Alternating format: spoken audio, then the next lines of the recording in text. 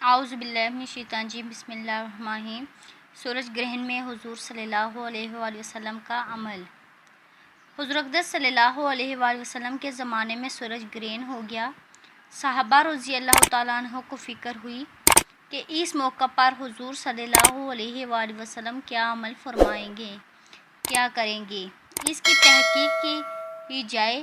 جو حضرات اپنے اپنے کاموں میں مشغول تھے چھوڑ کر دوڑے ہوئے آئے۔ نوعمر لڑکے جو تیر اندازی کی مشق کر رہے تھے ان کو چھوڑ کر لپکے ہوئے آئے تاکہ یہ دیکھیں کہ حضور صلی اللہ علیہ وآلہ وسلم اس وقت کیا کریں گے۔ نبی کریم صلی اللہ علیہ وآلہ وسلم نے 2 رکعت کسوف کی نماز پڑھی جو اتنی لمبی تھی کہ لوگ غش کھا کر گرنے لگے۔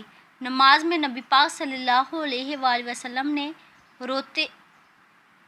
روتے تھے اور فرماتے تھے، اے رب، کیا آپ نے مجھ سے اس کا وعدہ نہیں فرما رکھا کہ آپ ان لوگوں کو میرے موجود ہوتے ہوئے عذاب نہ فرمائیں گے اور ایسی حالت میں بھی عذاب نہ فرمائیں گے کہ وہ لوگ استغفار کرتے رہیں۔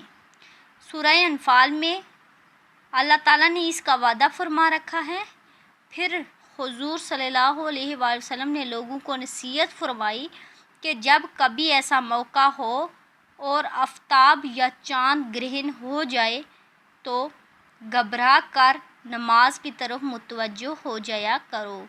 جو آخرت کے حالات دکھاتا ہوں اگر تم کو معلوم ہو جائیں تو ہنسنا کم کر دو، رونے کی کثرت کر دو۔ جب کبھی ایسی حالت پیش آئے نماز پڑھو، دعا مانگو اور صدقہ دیا کرو۔